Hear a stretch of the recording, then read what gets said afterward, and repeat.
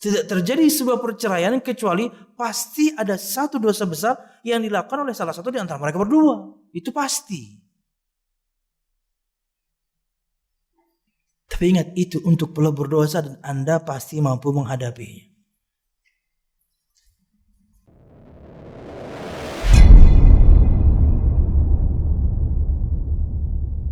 Bismillah.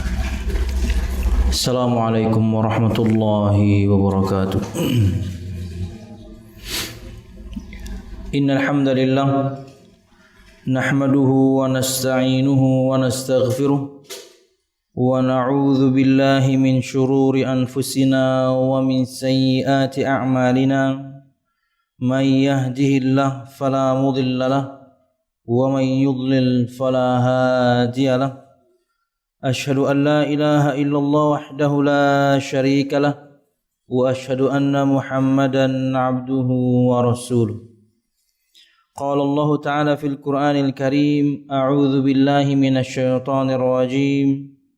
يا أيها الذين آمنوا اتقوا الله حق تقاته ولا تموتن إلا وأنتم مسلمون. يا أيها الناس اتقوا ربكم الذي خلقكم من نفس واحدة وخلق منها زوجها وبث منهما رجالا كثيرا ونساء واتقوا الله الذي تساءلون به والأرحام إن الله كان عليكم رقيبا. يا أيها الذين آمنوا اتقوا الله وقولوا قولا سديدا يصلح لكم أعمالكم ويغفر لكم ذنوبكم ومن يطع الله ورسوله فقد فاز فوزا عظيما. فإن أصدق الحديث كتاب الله وخير الهدي هدي محمد صلى الله عليه وسلم وشر الأمور محدثاتها فإن كل محدثة بدعة وكل بدعة ضلالة وكل ضلالة في النار. أما بعد. Jamaah sekalian rahimakumullah, alhamdulillah, segala puji dan syukur marilah kita haturkan kepada Allah Subhanahu wa taala. Kemudian salawat serta salam semoga selalu tercurahkan kepada junjungan besar Nabi kita Muhammad sallallahu alaihi wasallam, juga beserta para sahabatnya, keluarganya dan segenap kaum muslimin yang selalu istiqamah berpegang teguh dengan Islam sampai hari kiamat kelak. Hadirin dan hadirat Bapak Ibu jamaah sekalian rahimakumullah, melanjutkan pembahasan kita pada kitab Riyadhus Shalihin karangan Syekh atau karangan Al-Imam An-Nawawi, dan juga faedah masih kita ambil dari Bahjatun Nadhirin karangan Syekh Salim bin Eid Al-Hilali hafizahullah ta'ala. Dan masih pada bab yang kedua, yaitu bab taubat. Sebelum kita melanjutkan pada penyebutan firman-firman Allah Subhanahu wa taala dan juga sabda-sabda Nabi Muhammad sallallahu alaihi wasallam berkaitan dengan bab ini, maka ulun ingin rekap sedikit apa yang telah kita sebutkan pada pertemuan yang lalu berkaitan dengan syarat-syarat taubat. Bagi ikhwah sekalian tentunya yang memegang terjemahannya, perhatikan halaman 47. Bab taubat. Para ulama berkata, taubat itu wajib dilakukan dari setiap dosa. Ingat, taubat itu artinya adalah kembali menjalankan ketaatan setelah sebelumnya bermaksiat kepada Allah Subhanahu wa ta'ala. Para ulama berkata, taubat itu wajib dilakukan dari setiap dosa. Apabila kemaksiatan itu antara hamba dengan Allah Subhanahu wa taala dan tidak berhubungan dengan hak manusia, maka taubatnya memiliki 3 syarat. Yang pertama, meninggalkan kemaksiatan tersebut. Inilah syarat yang pertama dari syarat-syarat taubat, yaitu al-iqla', meninggalkan kemaksiatan tersebut, berhenti dari kemaksiatan yang telah dia lakukan. Kata Nabi Muhammad sallallahu alaihi wasallam, "Ma nahaitukum anhu fajtanibuh." Segala sesuatu yang aku larang dari kalian, tinggalkanlah. Dan di antara syarat diterimanya taubat adalah al-iqla' atau meninggalkan kemaksiatan tersebut. 2, menyesal atas perbuatan maksiat yang telah dia lakukan. An-nadam, penyesalan.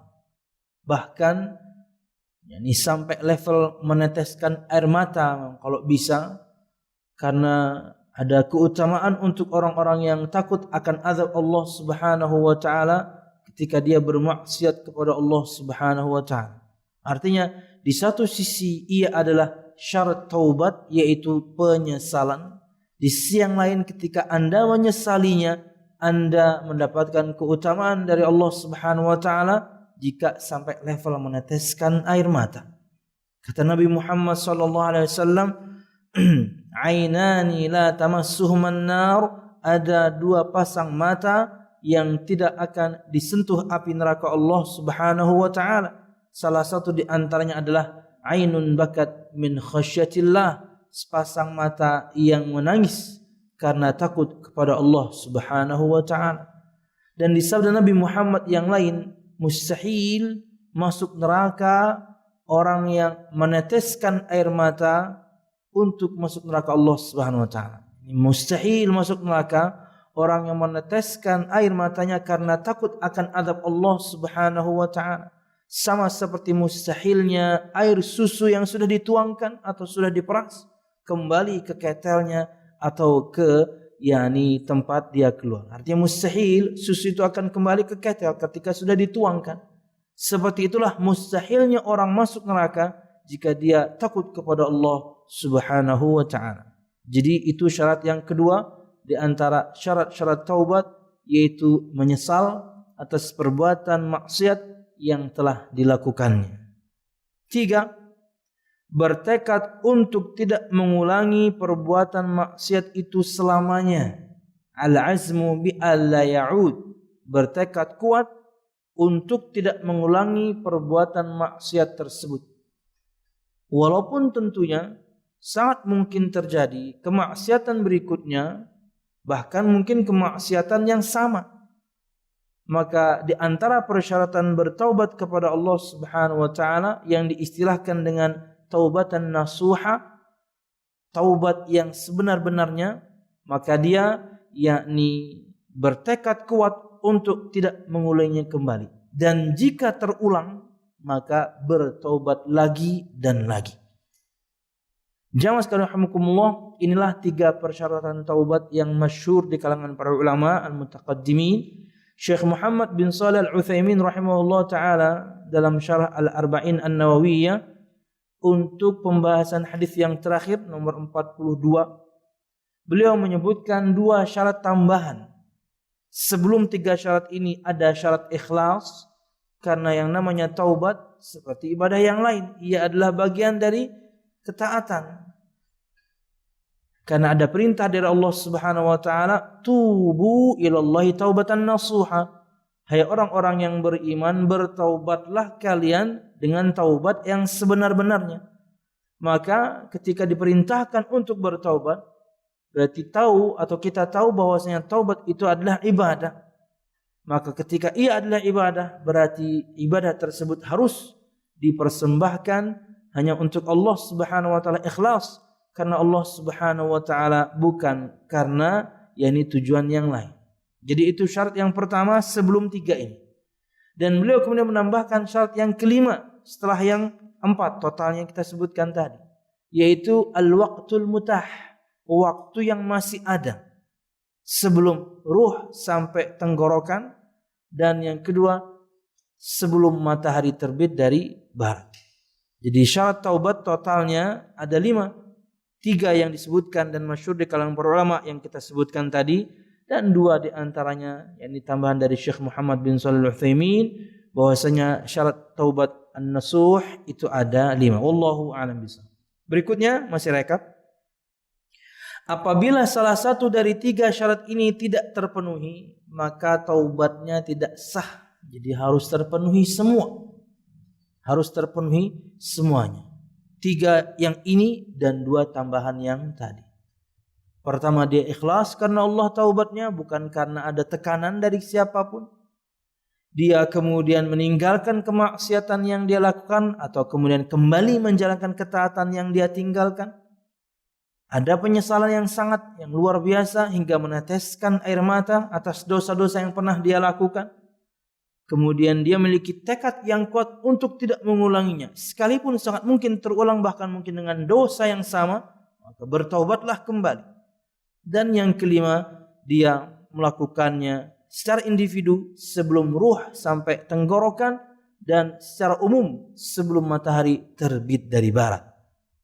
Jika 5 persyaratan ini terpenuhi, maka taubat seorang diterima Allah. Jika tidak, maka taubatnya tidak sah.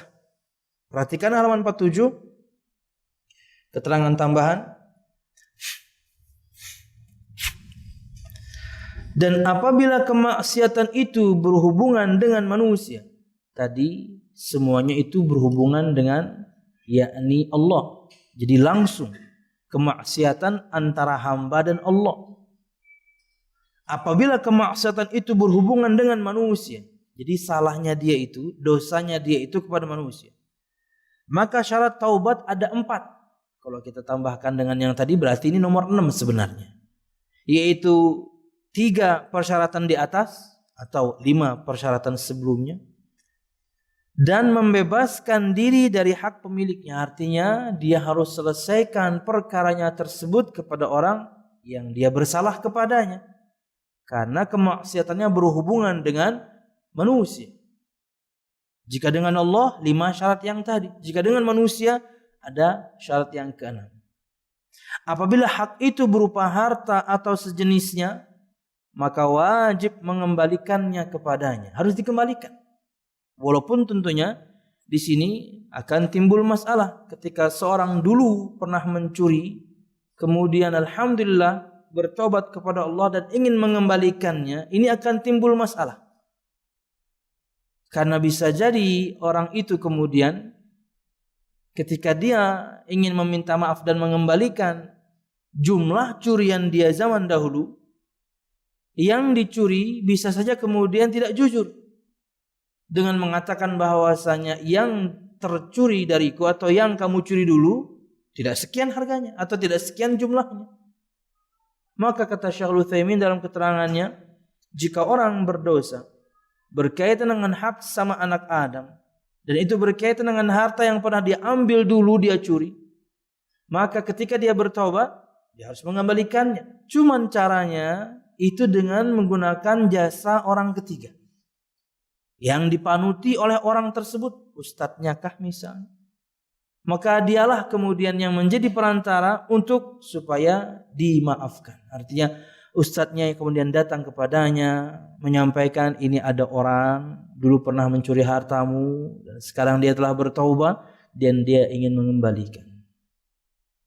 Dan kemudian tidak perlu juga diberitahu siapa orangnya ya, karena sama aja kalau menggunakan jasa orang ketiga terus siapa gerang orangnya, si pulan tukangnya, ribut juga ngarannya batu, nggak perlu ya, tidak perlu. Lanjut, apabila berupa tuduhan zina atau sejenisnya, maka dia harus memberikan kesempatan kepadanya untuk menghukumnya atau meminta maaf kepadanya, menghukumnya. Jamaah, di antara dosa besar adalah menuduh orang berzina. Ya, dan ini berkaitan dengan dosa kita kepada sama anak Adam. Ketika itu terjadi, maka Anda harus meminta maaf kepadanya. Karena tidak bisa dibuktikan. Tidak bisa dibuktikan. Kalau kemudian secara zahir orang itu dinilai, enggak bisa sebenarnya. Kecuali dia kemudian melakukannya terang-terangan, dan itu tidak mungkin. Maka tidak boleh kemudian seorang yakni menuduh orang lain berzina. Karena jika itu terjadi, maka di antara praktek taubatnya, dan ini adalah syarat yang ke-6, dia harus meminta maaf kepada orang tersebut. Jika berupa ghibah atau gunjingan, maka dia harus meminta kehalalannya darinya. Ya, harus minta maaf. Daripada nanti di hari kiamat Kita datang di hari kiamat membawa begitu banyak pahala.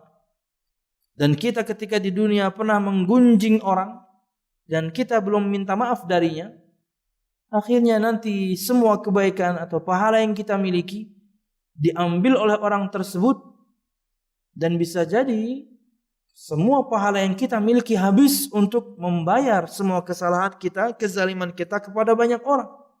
Orang yang pernah kita pukul, orang yang pernah kita tuduh berzina, orang yang pernah kita ghibahi, orang yang hartanya pernah kita ambil, orang yang darahnya pernah kita teteskan. Alhamdulillah.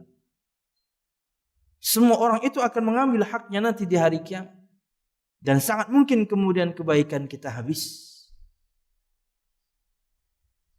Lama umur kita, alhamdulillah, misalnya 60 ikut standar umur umat Nabi Muhammad, atau bahkan mungkin 70, 80, 90. Dan selama itu Masya Allah kita nggak pikun, tetap bisa menjalankan ketaatan. Banyak pahala kita kumpulkan. Tapi karena kezaliman kita kepada sesama anak Adam, akhirnya kita menjadi orang yang bangkrut. Diambil dari kita semua kebaikan yang kita miliki. Bahkan sudah habis pun terkadang kita masih harus bayar.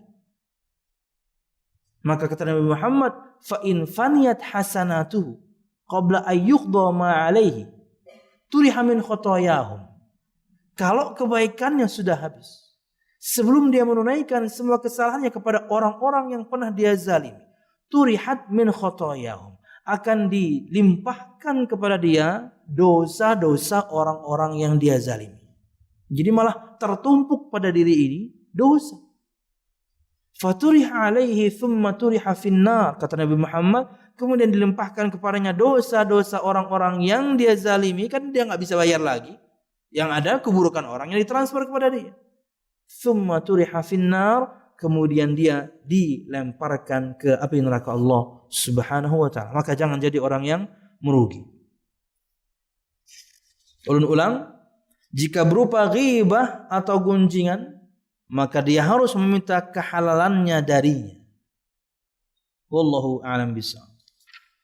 Wajib melakukan taubat dari semua dosa. Jika seorang bertaubat dari sebagian dosa, maka menurut para ulama taubatnya dari dosa itu sah, dan tersisa kewajiban taubat dari dosa yang lainnya. Jadi memang harus menyeluruh, bukan sebagian-sebagian. Tentunya di sini ada khilaf di kalangan para ulama. Di antara mereka berpendapat ketika seorang bertaubat dengan menjalankan ketaatan kepada Allah Subhanahu wa taala, itu secara otomatis untuk semua dosa-dosanya. Tapi sebagian berpendapat per dosa taubat. Masing-masing dosa dengan taubat tertentu. Khilaf tentunya di kalangan para ulama. Tapi untuk memahami atau pemahaman yang mudah, mungkin pendapat yang pertama. Ketika seorang telah meninggalkan maksiat, dia menyesali perbuatan tersebut, ada tekad kuat untuk tidak mengulanginya, plus kemudian dia menjalankan ketaatan kepada Allah, itu otomatis untuk semua dosa-dosa yang pernah dia lakukan. Kalau itu berkaitan dengan kemaksiatan dia kepada Allah.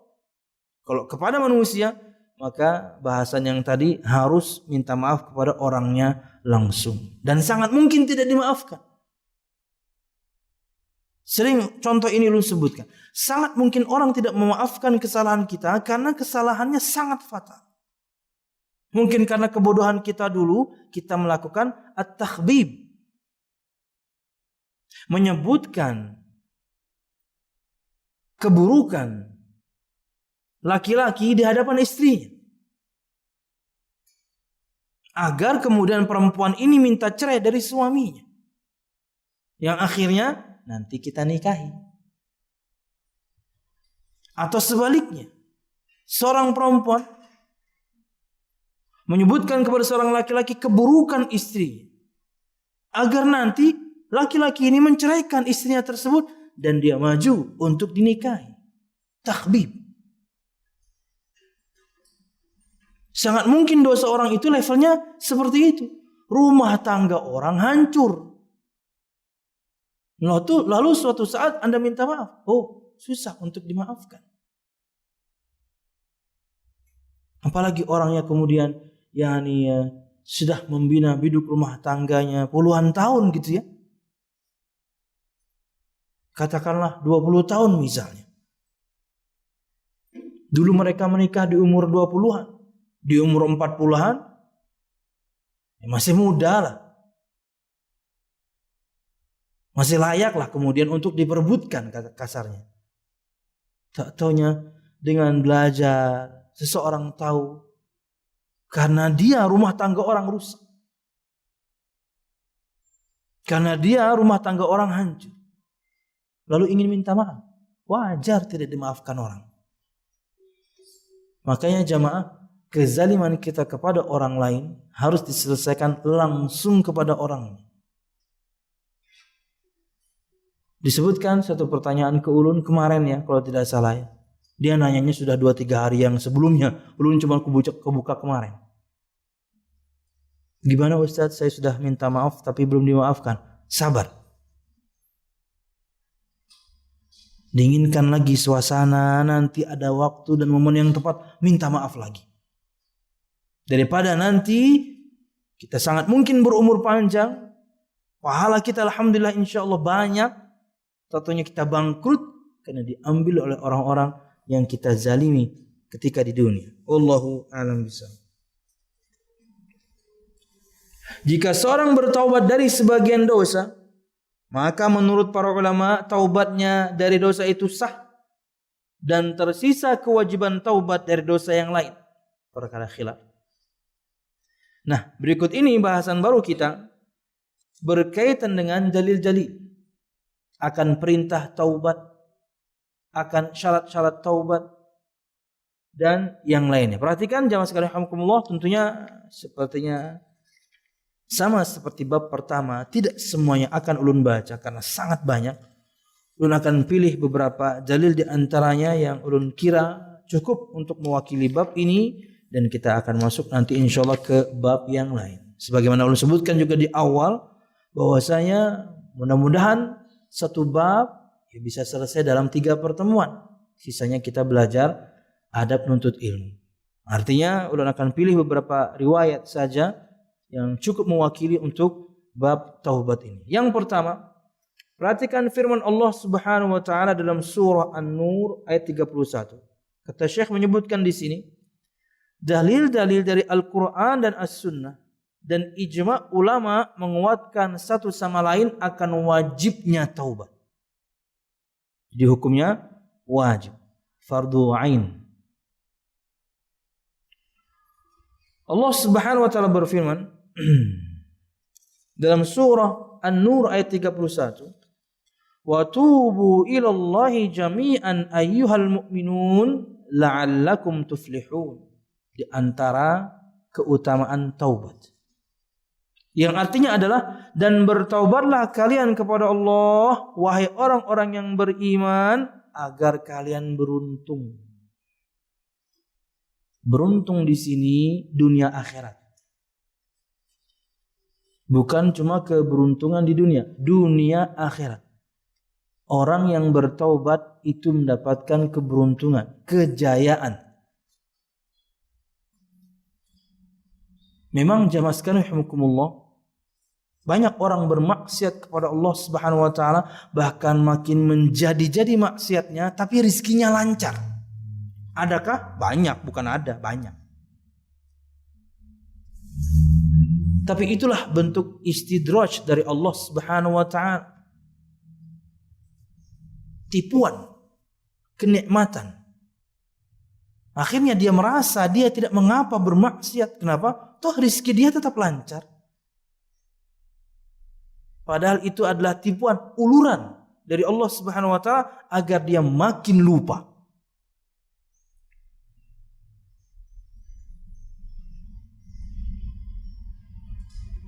Saya bermaksiat ini rizki saya tetap lancar. Saya bermaksiat itu rizki saya tetap lancar.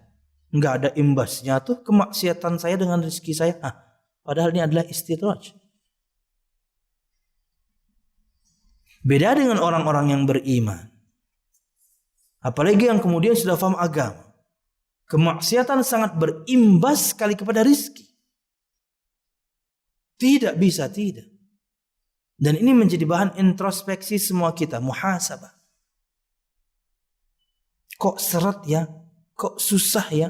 Kok sulit ya? Introspeksi. Jangan-jangan kita banyak maksiat.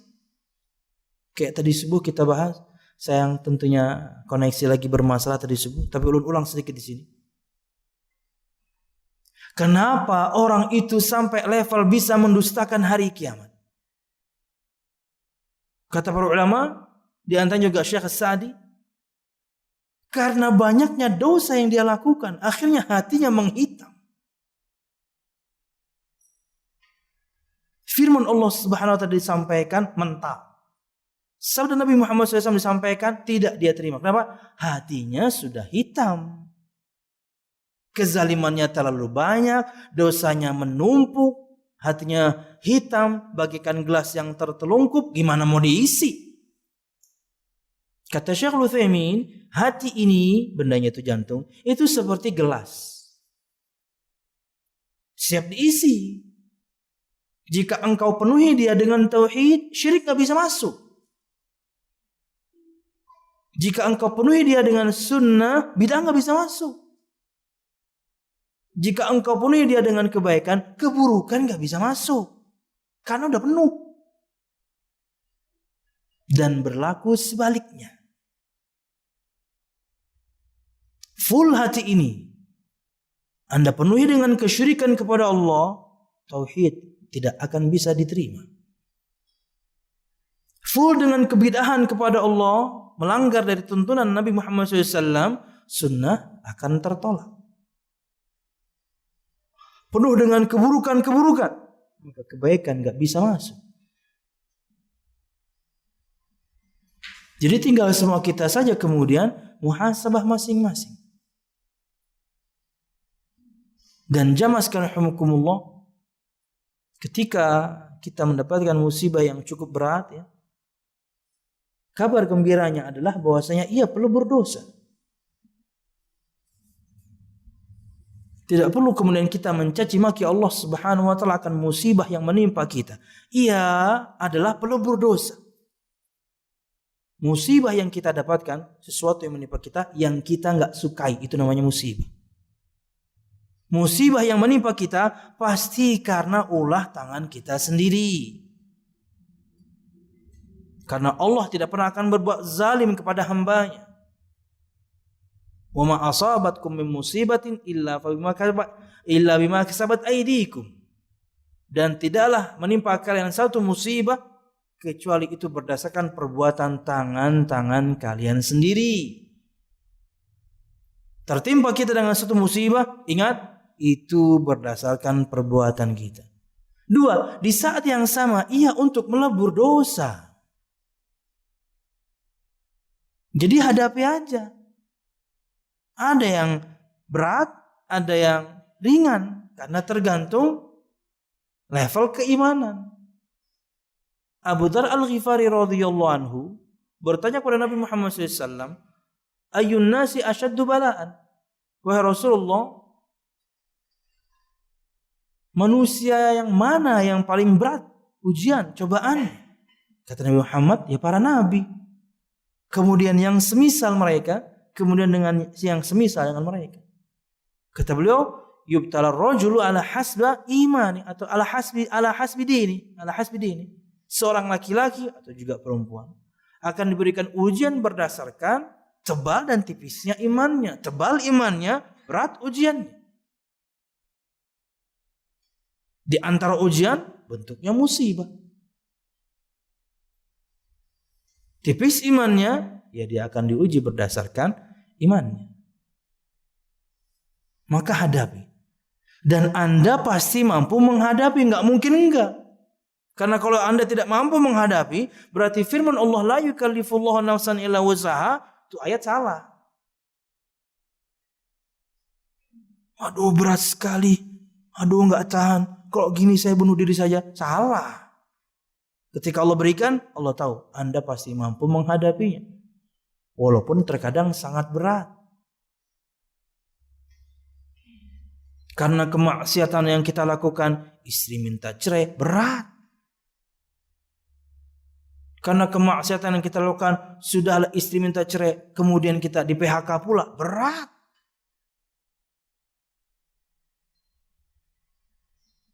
Masuk level persidangan, memperjuangkan untuk ngasuh anak, kalah, berat. Kenikmatan demi kenikmatan hilang dari kita. Tapi ingat, itu karena dosa kita kok. Tidak terjadi sebuah perceraian kecuali pasti ada satu dosa besar yang dilakukan oleh salah satu di antara mereka berdua. Itu pasti. Tapi ingat, itu untuk pelebur dosa dan Anda pasti mampu menghadapinya. Untuk menyadarkan siapapun di antara kita agar meninggalkan kemaksiatan. Pasti berimbas, cepat atau lambat.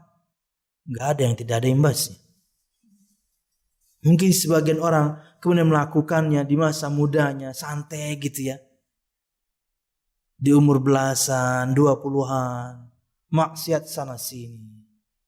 Makan makanan yang haram, minum minuman yang haram. Zina. Anda kira tidak berimbas? Cepat atau lambat?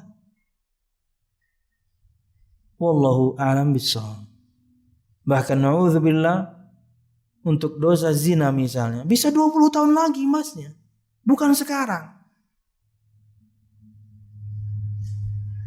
Karena perzinahannya, kemudian hamil perempuannya. Hamil anak perempuan. 20 tahun lagi itu ntar tuh. Begitu menderitanya anak perempuan itu ketika tahu bahwasanya dia anak hasil zina. Dia sudah membayangkan bagaimana indahnya sebuah pernikahan. Akhirnya gak bisa dia lakukan. Bisa nikahnya di KUA doang. Karena akan disebutkan namanya binti ibunya.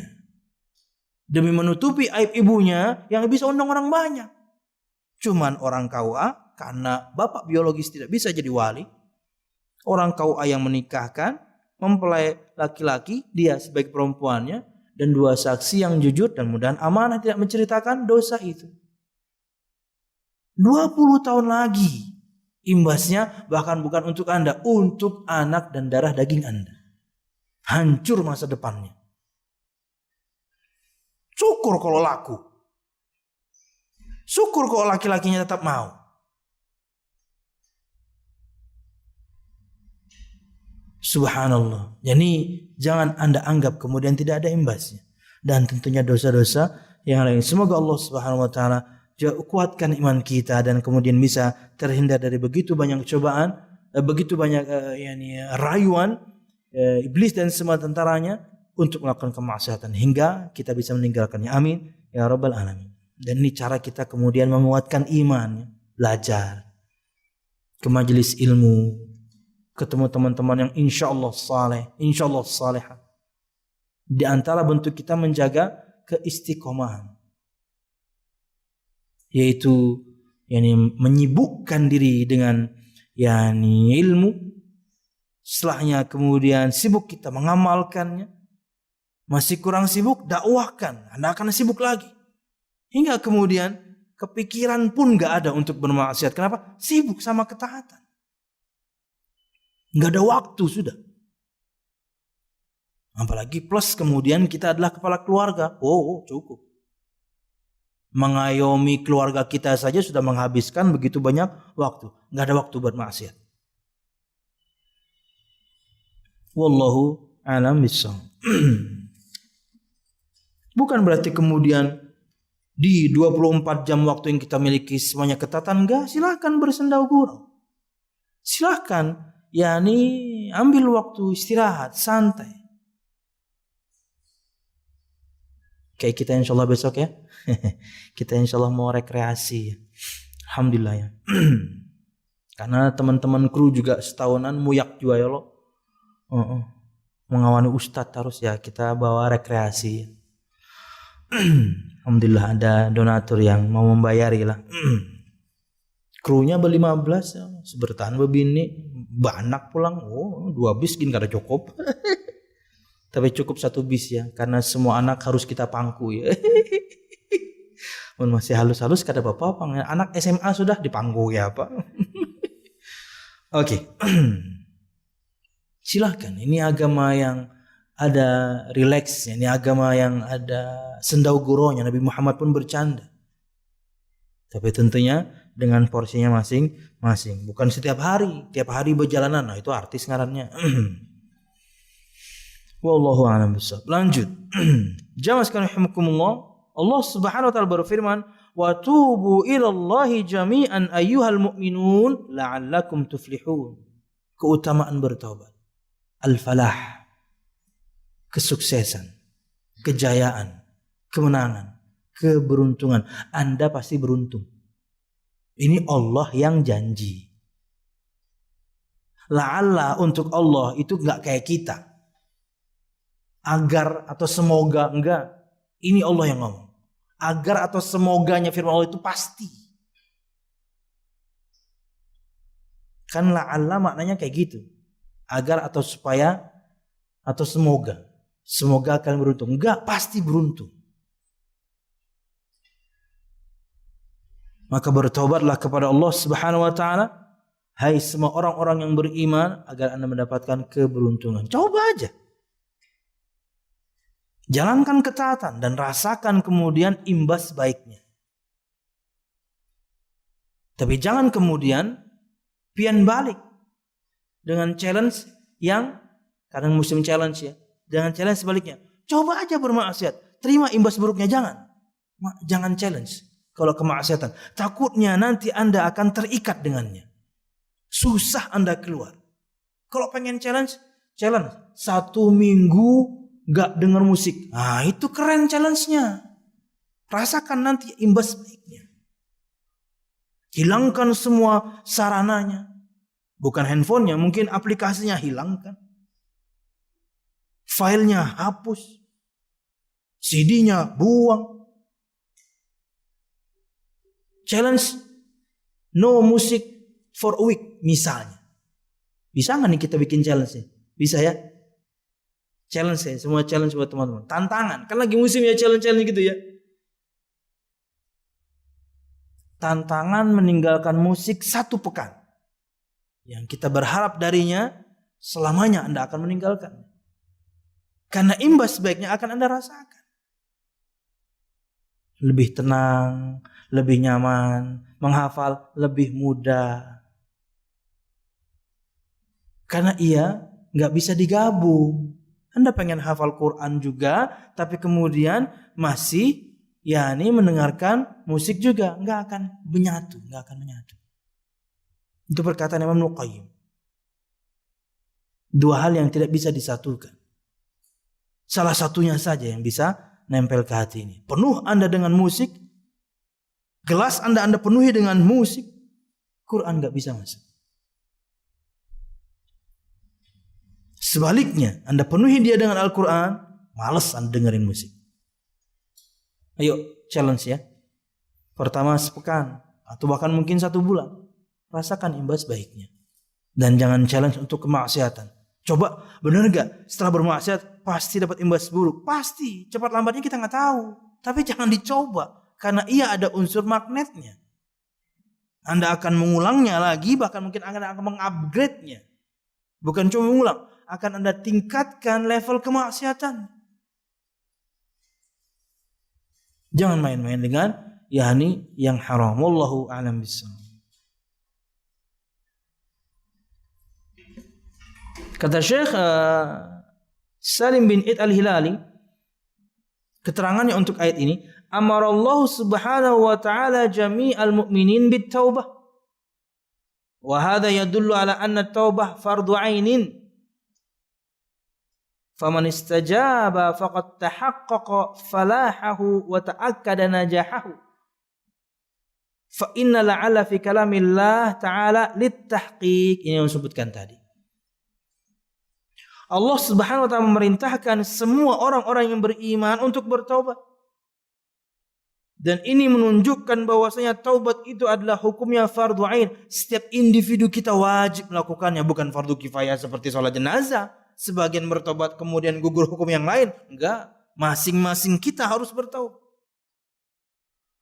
Maka barang siapa yang menjawab seruan Allah ini dengan bertaubat, maka telah pastilah untuk dia kesuksesannya, keberuntungannya, kejayaannya. Karena kata la'alla dalam firman Allah itu bukan maknanya semoga atau agar, tidak. Tapi untuk pemastian. Untuk perwujudan. Anda pasti jaya.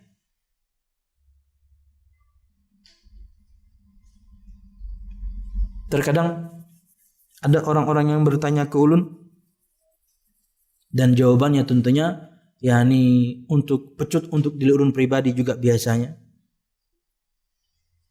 Ustaz, bagaimana ya supaya rezeki saya lancar? Saya kadang-kadang nanya balik, ketaatanmu gimana? Gitu doang. Karena itu intinya sudah. Allah yang janji Anda bertakwa, rezeki Anda pasti lancar. Gak perlu banyak jawaban atau panjang jawaban. Perhatikan ketaatanmu kepada Allah Subhanahu wa taala. Wa may yattaqillaha yaj'al lahu makhraja wa yarzuqhu min haitsu la yahtasib. Ayat yang dibilang orang dengan istilah ayat 1000 dinar. Surah At-Talaq ayat 2 dan 3 itu. Barang siapa yang bertakwa kepada Allah, Allah akan berikan kepadanya jalan keluar dari semua masalah yang dimiliki. Masalah keluarga, Anda bermasalah dengan orang tua, masalah keluarga. Masalah rumah tangga, Anda bermasalah dengan pasangan. Masalah percintaan lagi. Ya sama. Anda ingin dapat pasangan, takwa aja. Karena itu masalah, itulah jalan keluar. Kayak kemarin ada ikhwah kita kemudian bercerita gitu ya. Ustaz, saya sudah ngaji, lama ngaji, tapi dosa masa lalu sampai sekarang masih terus yakni berlanjut, dan ketika bersendirianlah pasti terulang. Saya tahu maksudnya karena dia kasih tanda kutip. Dosa ketika bersendirian. Semua laki-laki faham. Gimana Ustaz? Ulun gak panjang-panjang jawabannya. Akhi, nikah. Selesai. Cari partner supaya Anda taat beragama. Istri yang saleh. Dan jika dosanya berkaitan dengan kebiasaan buruk bersendirian, maka Anda boleh melampiaskannya ke istri, halal, berpahala. Dan untuk para orang tua, mudahkan anak-anak Anda untuk menikah. Jangan berikan mereka beban, berikan mereka support. Kadang-kadang malah kita berikan beban. Kamu ini nanti anak orang kamu kasih makan apa? Anda membebani dia, lawang dia pengen menikah. Dia ingin menikah, dia ingin keluar dari kemaksiatannya, dia ingin kemudian pelampiasan hasrat seksualnya jadi halal, support dia. Siapa anak bini anak? Anu bahaya, ada bahan pengajian. Dikenalkan juga pengen. Ayo. Karena masalah gawian abah bantu abah cariakan, abah modali. Gitu dong. Bukan malah kemudian anak orang hendak kembali makan apa? Langsung don ikhwannya. Kalau Anda begitu kan. Atau juga kepada si perempuannya, bah, ulun sudah ada pinanya ini nang hendak naksir, hendak ta'aruf, lu hendak nikah. Siapa? Masih kuliah pang bahi orangnya. Oh, nyawa anak makan pasir kaja. Oh. Kasih support dia. Memang layakkah sudah anak mudanya ini menikahi kamu? Layak bahaya serius orangnya. Dia berjanji akan bekerja bahaya gesan menafkahi kamu. Ayo apabila kita gitu dong. Mudahkan anak Anda untuk menikah. Ini karena diberikan beban. Anda persulit mereka menikah, mudah bagi mereka berzina. Simpel aja. Gak repot-repot. Tinggal dibalik aja. Dari dulu sampai sekarang itulah yakni yang menjadi masalah untuk semua anak-anak muda. Pelampiasan hasrat seksual. Mereka ingin mencari jalan yang lurus, yang tepat, yang bagus. Kita sebagai orang tua bikin repot. Ulun aja nih misalnya nih, kalau nanti dari lulus pesantren ada yang suka, nikahkan aja. Nggak perlu lama-lama. Tapi kalau ulujen jangan, dia masih TK, jangan. Kok Dalila udah gede. Bahkan emaknya sudah kalah tinggi, sudah sesaya saja dia.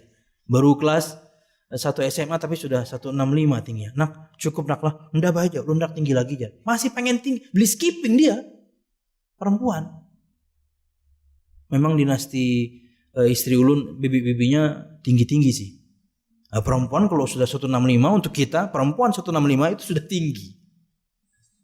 Ya, karena standarnya 150, 155.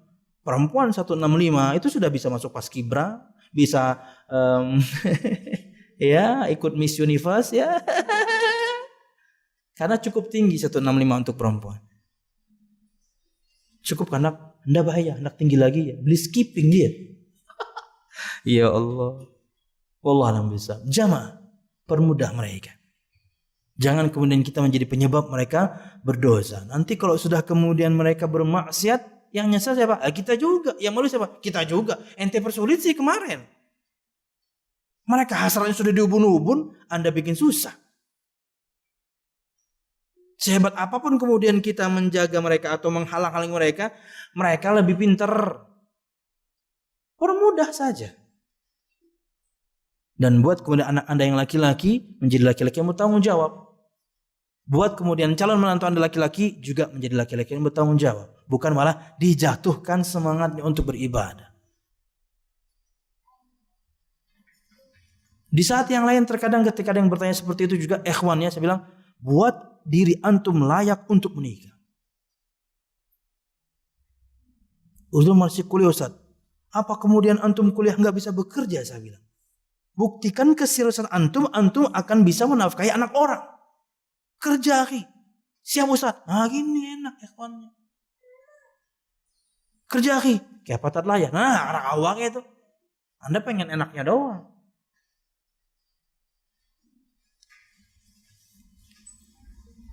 Kalau memang misalnya bisanya adalah dagang, ya minjem dulu. Minjem sama orang tua. Kalau orang tua aja nggak minjemin, siapa yang mau minjemin kita duit? Om, kalau om minjem duit, abah ikam bang. Kada menjulung, abahnya wajah kada menjulung ya abah gitu. Patokan kita orang tua. Orang tua kita itu pasti yang pertama kali membantu. Bah, modali bang ulun. Apa nak ulun ini bahaya memang lakian bang, tapi ulun bisa bahaya mau masak. Nah, bikin masakan. Masakan ini ide ya untuk siapapun ya. Mungkin masakan-masakan untuk orang-orang diet. Ini saingannya belum banyak nih. Untuk sarapan 2 menu, makan siang 2 menu, malam ya mungkin yang lain. Jual. Sekarang nggak mesti punya warung, Anda di rumah pun bisa dagang. Nggak pengen misalnya ikut dengan yakni Gojek, GoFood dan teman-teman, Anda sewa 1 orang jadi ojek Anda khusus, tapi terima layanan pesan antar. Bah, pian saingannya belum terlalu banyak makanan ini. Di Banjar sudah mulai bermunculan saya lihat. Ada yang plus buka warungnya, ada yang cuman layanannya saja. Karena banyak sudah nanggung penyakitan ya lo, hendak jual makanan yang sehat. Nah, itu pangsa pasar kita. Mau pengen jual yang makanan-makanan junk food, wah saingannya terlalu banyak. Ini yang sehat-sehat. Modali bahlah, sip, berapa perlunya nak? Untuk tahap awal nih bahaya, bisa perlu sampai 10 juta bang ya. Abah julungin, nah itu. Lalu kemudian 10 jutanya Anda pakai buat nikah. Oh, nyata ini sangiti abah lah. Anda mau modal itu ya nyoba pakai nikah lah, mau begawi dulu. Buktikan Anda layak untuk yakni menikahi seorang gadis ya. Wallahu a'lam bishawab. Jamaah sekalian rahimakumullah, dan nikmatnya luar biasa jamaah. Nikmat penghasilan dari dagang ya Allah luar biasa, nikmat sekali.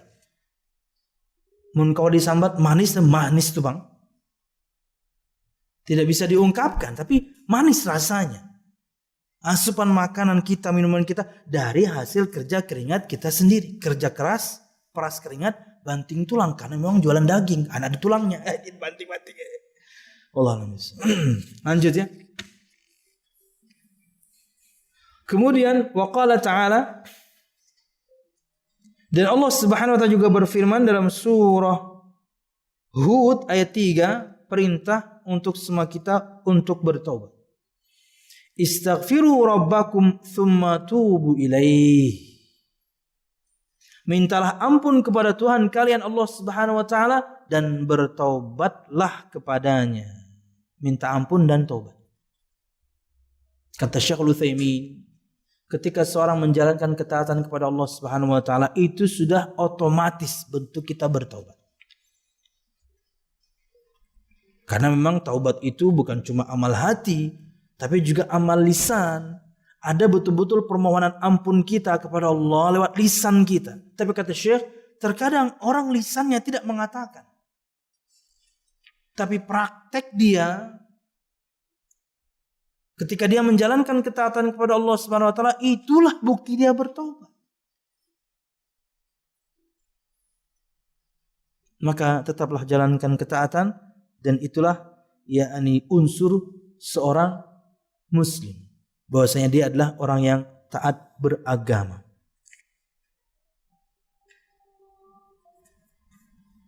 Keterangan dari Syekh Salim bin Id al-Hilali, istaghfiru rabbakum minadh-dhunub as-salifah wa tubu ilaihi fima tastaqbilunahu.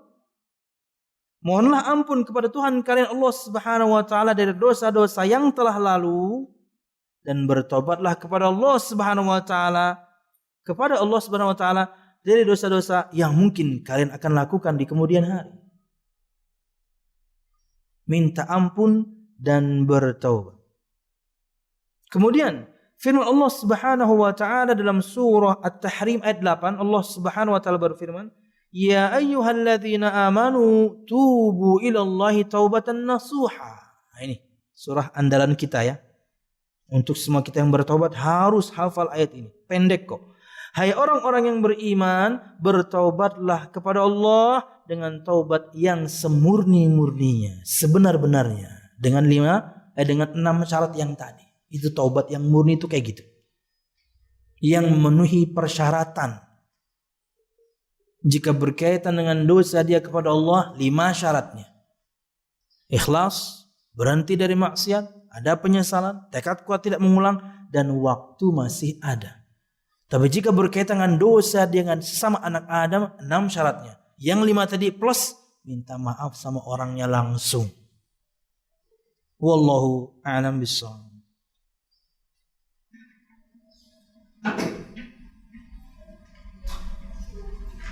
Kata Syekh, ikhtalafat ibaratus salaf fi ma'na at-taubah an-nasuh hatta balagat bid'an wa 20 qawlan. Para ulama salafus salih, mereka berbeda pendapat dalam memaknai taubat yang semurni-murninya itu bagaimana.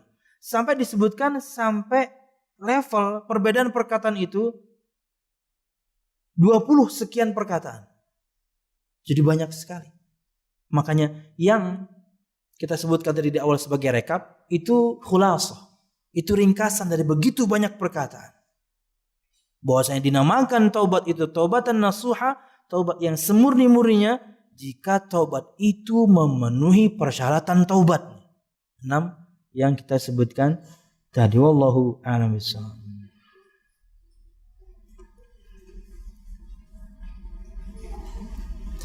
Disebutkan oleh Syekh Salim bin Id al-Hilali, beliau merangkum dari 20 sekian perkataan para ulama tentang memaknai taubat yang nasuha.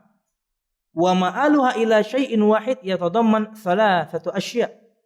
Dan dari semua perkataan para ulama, kata beliau, itu kembali kepada 3 hal. Ketika ini terpenuhi, itulah yang dinamakan taubat yang nasuh atau semurni-murni. Yang pertama, ta'mimu jami'idz dzunub wa istighraquha bihaitsu la tada' dzamban illa tanawaltahu wa la khati'atan illa atat 'alaiha. Yang pertama, yang namanya taubat yang nasuha, ketika seorang kembali menjalankan ketaatan kepada Allah Subhanahu wa taala, itu betul-betul dia kembali dengan menjalankan ketaatan, bebas dari semua dosa, bukan satu persatu, dari semuanya yang pernah dia lakukan. Ta'mimu jami'idz dzunub. Yang namanya taubat nasuha itu adalah semua dosa dia tinggalkan. Bukan sebagian-sebagian.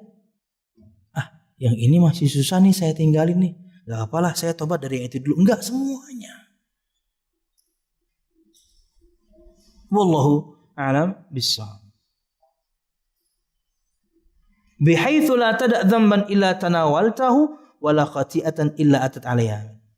Ini prakteknya adalah tidak ada satu dosa atau kesalahan yang kamu lakukan kecuali kamu langsung melakukan pertaubatan kepada Allah Subhanahu wa ta'ala. Atsani, yang kedua, di antara makna taubat yang nasuha dari 20 sekian perkataan para ulama, beliau rangkum ijma'ul azmi was-sidqi bi kulliyatihi 'alaiha.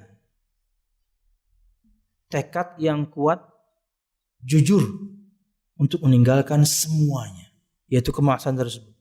Jangan juga ditinggalkan separuh-separuh, sedikit-sedikit, langsung semuanya.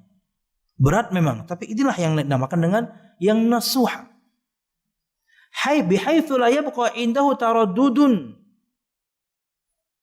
wala talawumun wala intidharun bal yajma' 'alaiha kulla iradatihi wa 'azimatihi mubadiran biha. Di mana dia tidak meninggalkan keraguan sedikit pun atau tidak ada penantian sedikit pun, kecuali ketika dia bertobat dia langsung semua tekad kuatnya dia kumpulkan, saya tinggalkan semuanya dan tidak akan mengulanginya. Istilahnya kalau hijrahnya sudah sampai tujuan, bukan di perjalanan, bukan separuh-separuh. Yang masih bertentangan dengan hawa nafsu, nanti dululah. Ibadahnya sudah baik, cara berpakaiannya sudah baik, tutur katanya sudah baik, tapi ada satu yang masih belum bisa dia tinggalkan. Ini belum nasuha namanya. Karena masih menjalankan ketaatan kepada Allah Subhanahu wa taala pakai rasa. Karena dia masih suka ini. Contoh musik misalnya. Dan itu terjadi ke banyak orang ya. Dan kita terhindar dari hal tersebut. Yang ketiga, yang terakhir, takhlisuha minasy-syawaibil gharibah wal 'ilalil qadihah fi ikhlasiha. Mengikhlaskannya, mensucikannya, memurnikannya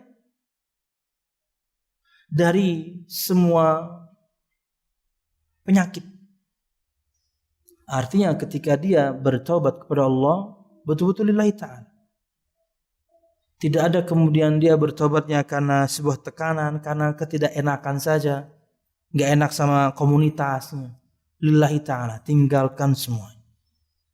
Ikhlas karena Allah, tekad yang kuat, dan kemudian semuanya dia tinggalkan. Jadi kata Syekh, dari 20 sekian pendapat para ulama, inilah inti dari taubat nasuha.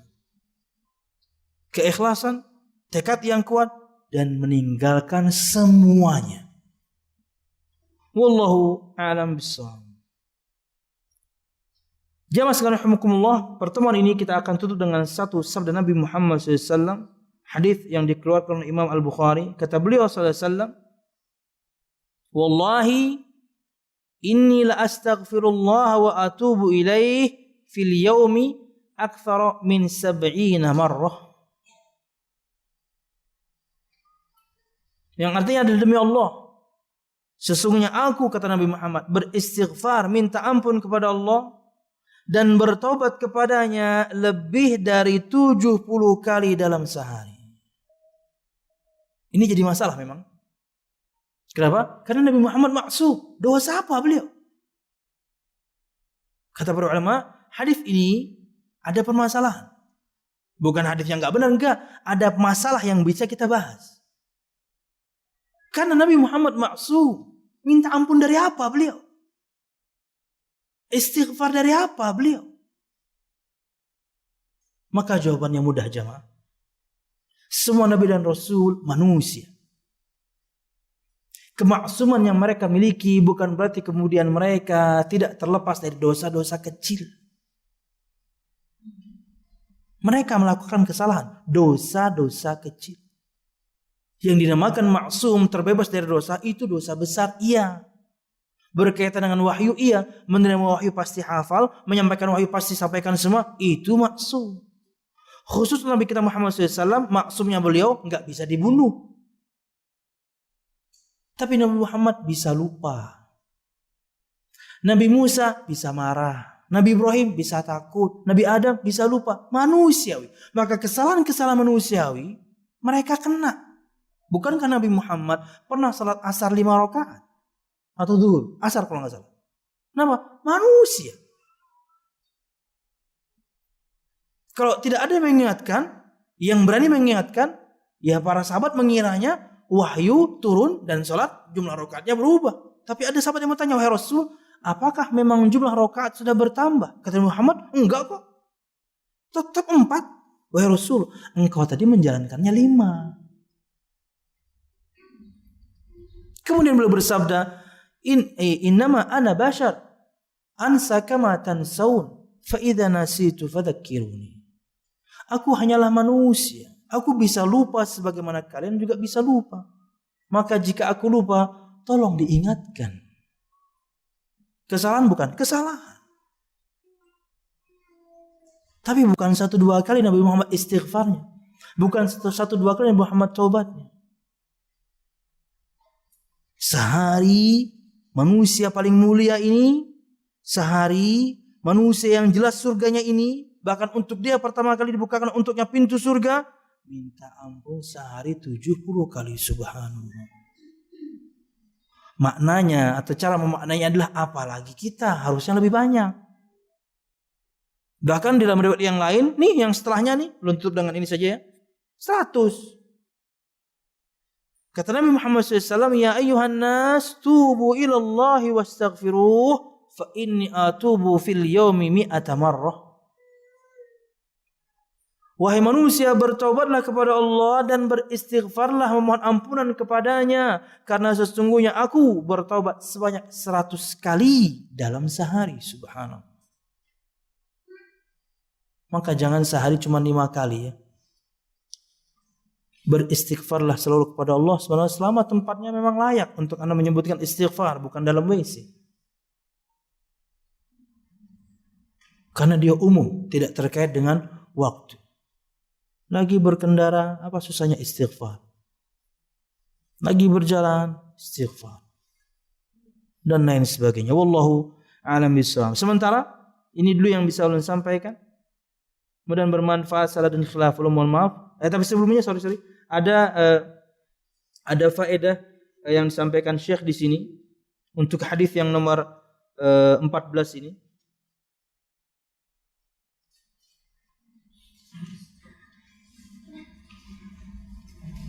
Kata beliau, ini berkaitan dengan gharibul hadis, hal yang unik dari hadis yang bisa kita ambil faedahnya. Kata beliau, yang pertama, astaghfirullah ay atlubul maghfirah. Kata astaghfirullah itu adalah permohonan minta ampunan. Ma'ruf, standar biasa. Wahia as-safhu 'anil dzambi wa tabdilih. Yang namanya ampunan itu yang pertama penghapusan atau yang kedua penggantian. Ingat, makna ampunan itu ada 2. Makna maghfirah, makna ampunan yang kita minta setiap hari itu ada 2. 1 penghapusan, kedua penggantian. Perhatikan, wa'lam anna takfiradz dzunub ala darbain. Kata Syekh Salim, dan ketahuilah bahwasanya pengampunan dosa-dosa itu ada 2 macam. 1 al-mahu, dihapus. Berdasarkan perkataan Nabi Muhammad SAW, wa'atbi'is sayyi'atal hasanata tamuha, dan ikutilah keburukan dengan kebaikan. Kebaikan ini akan menghapuskannya. Jadi itulah makna ampunan. Penghapusan dosa itu adalah disebutkan al-mahu. Takfirudz dzunub itu maknanya ada 2, yaitu penghapusan sebagaimana sabda Muhammad, atau yang kedua penggantian. Berdasarkan firman Allah Subhanahu wa taala, fa ulaika yubaddilullahu sayyi'atihim hasanat wa kana Allahu ghafurur rahim. Dan mereka, orang-orang yang bertaubat, kembali kepada ketaatan. Allah akan gantikan untuk mereka keburukan-keburukan mereka dengan kebaikan. Jadi pahala. Itulah makna ampunan. Penghapusan dosa atau penggantian dengan pahala. Maka beristighfarlah selalu. Minta ampunlah selalu kepada Allah Subhanahu wa ta'ala.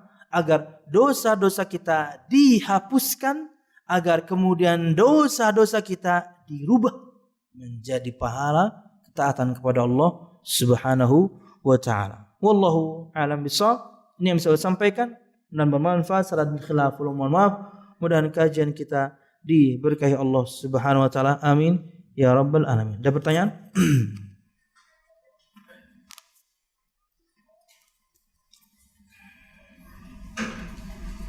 Ada hadiah nih.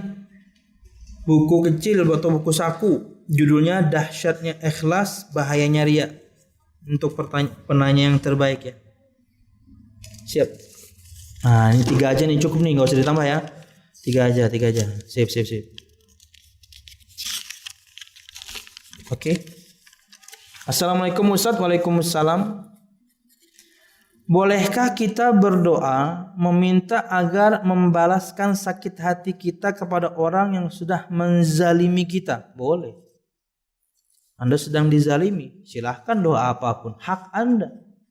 Tapi akan lebih baik ketika Anda terzalimi, doakan kebaikan untuk dia. Tapi Anda mendoakan keburukan, hak Anda. Itulah kenapa kita harus berhati-hati dari doa orang-orang terzalimi. Karena kata Nabi Muhammad, wattaqi da'watal mazlum fa innahu laisa bainahu wa bainallahi hijab. Berhati-hatilah kalian dari doa-doa orang-orang yang terzalimi, karena tidak ada hijab, pembatas, penghalang antara doa dia dengan Allah, langsung mustajab.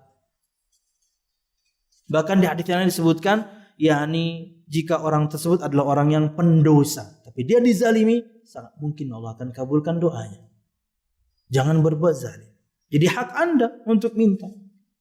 Tapi jika Anda ambil kesempatan, mustajabnya doa Anda itu untuk kebaikan yang menzalimi, lebih baik. Anda terzalimi, Anda diperlakukan buruk, Anda malah berbuat baik. Wah, ini luar biasa. Walaupun berat ya, berat sekali. Orang menzalimi Anda dan Anda doakan dia kebaikan. Tapi itu jauh lebih baik. Wallahu a'lam bishawab. Tontonlah video 20 alasan memaafkan. Ustaz Firanda Ad-Dirja. Beliau ceramahnya waktu itu di MIS. Kenapa kita harus memaafkan? 20 alasannya. Itulah salah satu di antaranya. Anda akan mendapatkan keutamaan lebih. Padahal Anda berdoa karena Anda terzalimi, boleh. Tapi memaafkan dengan bahkan mendoakan dia kebaikan jauh lebih utama ya. Wallahu a'lam bishawab. Barakallahu fikum barakallah. Mohon berikan nasihat kepada kepada diri ana yang futur, tetapi sangat ingin memperbaiki diri. Kepada diri ana yang lalai dan jauh, tetapi ingin berubah dan mendekat. Mohon nasihatnya. Siap. Ini yang bertanya pasti hadir pengajian kan? Maka itu salah satu cara Anda melawan futur. Menjalankan ketaatan.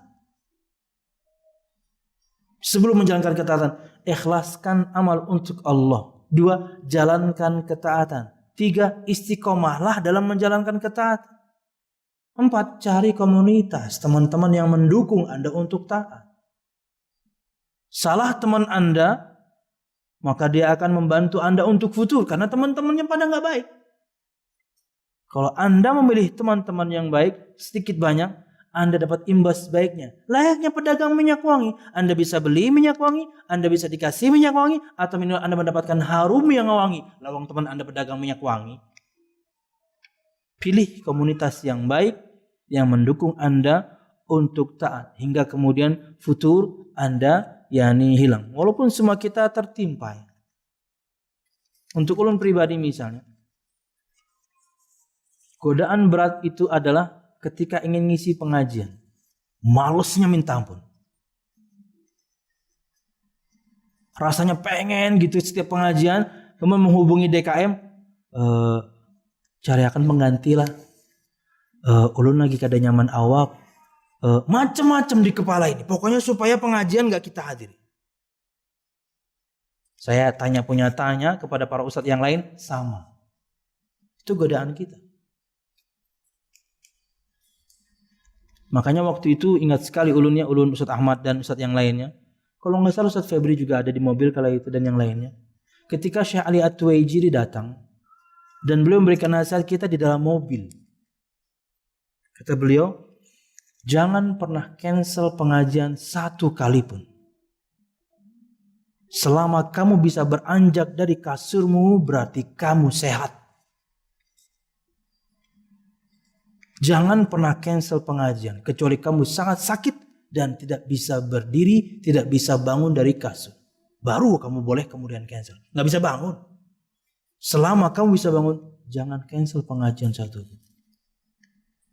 Karena bisa jadi ada orang yang datang ke pengajian itu cuman waktu itu dia bisa. Nggak ada waktu yang lain. Bukan karena Andanya enggak, dia cuma bisa ikut kajiannya cuman waktu itu. Dan Anda cancel. Hilang untuk dia kesempatan nuntut ilmu. Apalagi misalnya mengcancelnya last minute. Waduh. Kasihan panitia. Kasihan juga bunitia. Panitia laki-laki. Bunitia perempuan. Karena sudah ulun pribadi pernah ya gitu ya. Makanya ulun terpatri sekali di benak ulun ya. Kemalasan itu datang, padahal bisa dilawan. Ulun gak sakit-sakit amat, tapi ulun mengcancelnya. Padahal itu tablik. Levelnya cukup besar. Dan akhirnya, takmir menelpon, Ustaz, mohon maaf kami sangat kecewa dengan Anda. Ingat sekali saya itu, 2007. Kalau gak 2008. Pusing, waktu itu ulun berjualan. Dan bercampur kemudian tentunya dengan riba. Ya, kemaksiatan demi kemaksiatan merusak semuanya. Bahkan merusak dakwah. Merusak nama baik sendiri. Wallahu a'lam bishawab. Wallahu a'lam bishawab. Jadi pilih teman-teman yang baik ya. Semua kita pasti dihampiri rasa malas. Satu dan yang lain di antara kita pasti beda-beda, tapi harus dilawan. Wallahu a'lam bishawab.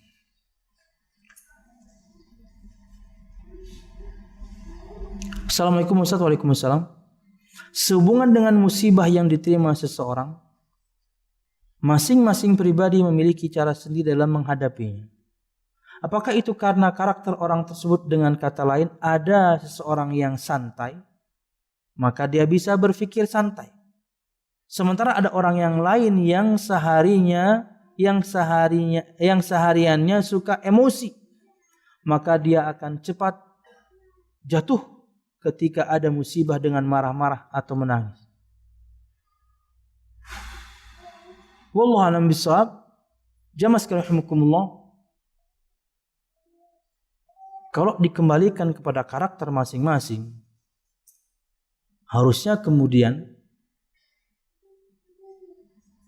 firman Allah Subhanahu wa taala dan juga sabda Muhammad detail untuk semua sifat karakter orang. Tapi kan enggak. Umum untuk semuanya. Kitalah yang harus melunakkan diri masing-masing. Anda ketika suka marah-marah dengan yang santai, karakter Anda berbeda. Kenapa Anda suka marah-marah? Introspeksi. Jangan-jangan yang santai ini memang kesehariannya bukan karena dia santai. Dia memang tenang karena tiap hari baca Quran. Dia memang tenang karena tiap hari lisannya basah karena berzikir kepada Allah. Yang ini nggak pernah baca Quran. Yang ini maksiatnya begitu banyak, bahkan mungkin fatal. Jadi sama sebenarnya. Kita yang harus introspeksi untuk kemudian mengalahkan sifat masing-masing. Tapi ketika Allah berikan, harusnya kita sikapi dengan cara yang sama. Apa itu? Bahwasanya Allah berikan itu untuk menghapuskan dosa-dosa kita, maka hadapi. Dan tidak perlu kemudian mencaci maki. Kadang-kadang berat ya.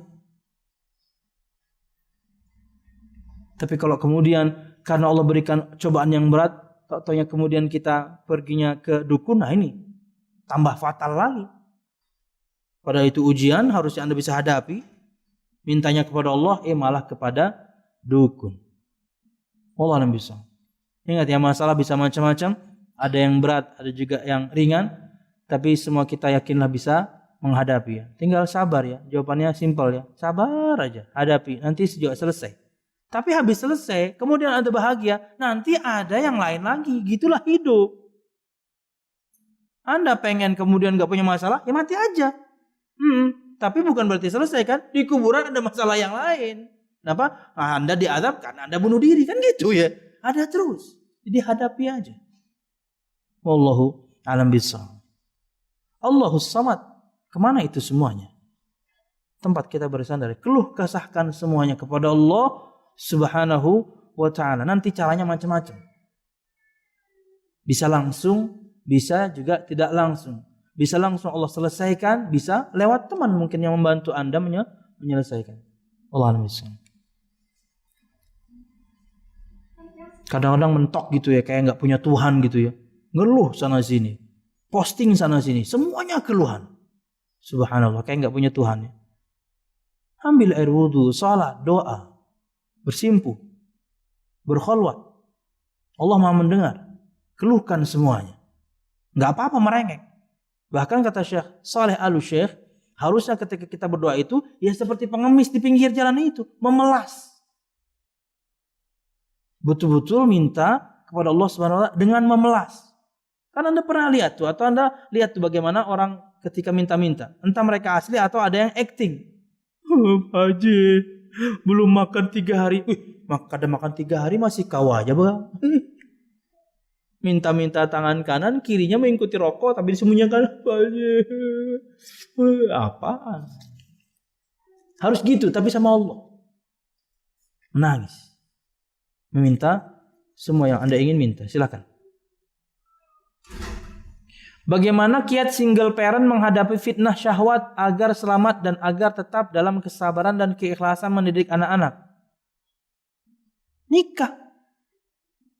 Jangan menyendiri, jangan sendiri. Baik laki-laki ataupun perempuan. Kalau Anda ingin dibangkitkan bersama suami Anda, mungkin Anda single parent karena suami meninggal, itu pilihan Anda, nggak ada masalah. Tapi berat menghadapi hidup ini ketika Anda tidak punya pasangan. Setegar-tegarnya Anda perempuan, tetap butuh perlindungan seorang laki-laki. Menikahlah. Bisa minta bantuan teman, minta bantuan saudara, untuk mencarikan untuk Anda seorang laki-laki. Bahkan menawarkan diri langsung, boleh. Tapi kan kemudian gak etis aja ya. Khadijah pun ketika menawarkan diri untuk Nabi Muhammad nikahi, itu pakai perantara. Wallahu a'lam bishawab. Akhirnya Anda mendidik anak-anak Anda, ada partnernya. Walaupun bisa jadi suami Anda berikutnya atau istri Anda berikutnya masing-masing bawa anak bawaan. Gabung. Ada masalah.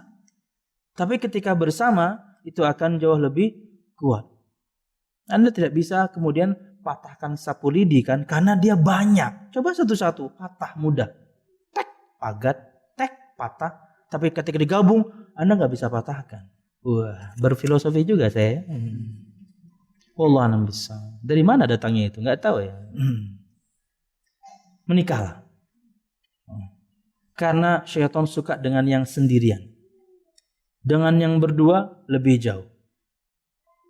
Berarti tatmun bini 4 jauh lagi. Itu kehendak kita lah maknanya lah. Enggak seperti itu maknanya. Itu hadis tentang untuk kita berjamaah. Untuk kita berjamaah. Jangan menyendiri. Berkumpul dengan jamaah kaum muslimin. Jangan menyendiri. Ulun benar ya plesetan. Mudah-mudahan kata Bapak. Karena kalau sendiri setan suka. Digodanya gampang untuk bermaksiat ini itu. Lain dengan yang memiliki pasangan. Wallahu a'lam bishawab. Bagaimana orang-orang yang sudah terbalas dosanya di dunia? dengan musibah dan ujian lainnya. Apakah di akhirat tetap diazab? Harusnya tidak. Karena itulah dia sudah terima. Tapi enggak boleh minta diazab. Penting. Ya Allah, azab saya sekarang supaya kemudian dosa-dosa saya selesai sekarang. Enggak boleh. Minta diazab enggak boleh. Jalankan ketaatan seperti biasa. Ada musibah, hadapi aja. Itu untuk melebur dosa kita yang telah lalu. Tapi minta diazab enggak boleh. Anda kira gampang menghadapi azab Allah? Kalau sudah Allah turunkan, baru tahu kita. Jangan, enggak boleh minta azab. Jalankan ketaatan, dengannya insya Allah, yakni dosa-dosa kita diampuni. Musibah menimpa kita, bismillah hadapi, dengannya juga dosa-dosa kita terampuni. Wallah. Hak sebaik-baiknya persahabatan adalah untuk ibu. Bagaimana kalau ibunya tidak mengurus kita, tidak mendidik kita, dan durhaka kepada anak-anak? Ingat, kata durhaka itu anak kepada orang tua. Orang tua ke anak itu namanya zalim. Bukan durhaka. Durhaka itu kata untuk keburukan yang dilakukan anak kepada orang tua. Itu namanya durhaka. Tapi orang tua kepada anak itu kezaliman. Lalu bagaimana kepada ibu? Yang kemudian ibunya tidak mengurusnya, bahkan mungkin meninggalkannya. Tidak sedikit seperti itu. Bukan cuma laki-laki yang meninggalkan anaknya, tapi perempuan juga meninggalkan anaknya ada. Tapi tentunya sangat sedikit, jemaah. Tapi jika ada, makanya ulun ketika menyampaikan, misalnya beberapa kali menyampaikan tentang bakti pada orang tua, bakti pada orang tua, ada sebagian ikhwah, Ustaz, saya nggak bisa. Khususnya kepada bapak. Kenapa, akhi? Saya merekam jelas bagaimana kezaliman bapak saya ke ibu saya. Sejak kecil saya lihat. Gimana saya bisa bakti sama dia? Nah ini kasuistis ya, kasus khusus ya. Belum katakan, kamu harus tetap berbakti. Gimana Ustaz? Doakan dia supaya jadi laki-laki baik. Itu baktimu. Sama juga dengan ini. Ibu itu levelnya 3:1 dibandingkan ayah. Tapi kalau ibu kita tidak baik, tetap kita berbuat baik, doakan dia supaya jadi ibu yang baik. Itu bakti kita. Mendoakan agar dia menjadi perempuan yang bertanggung jawab, agar menjadikan dia ayah atau bapak yang bertanggung jawab. Doakan. Wallahu a'lam bishawab. Ini bisa saya sampaikan. Mudah-mudahan bermanfaat dan khilaf maaf. Mudah-mudahan kajian kita diberkahi Allah Subhanahu wa taala. Amin. Ya rabbal alamin. Subhanakallahumma bihamdika asyhadu an la ilaha illa anta astaghfiruka wa atubu ilaik. Wassalamualaikum warahmatullahi wabarakatuh.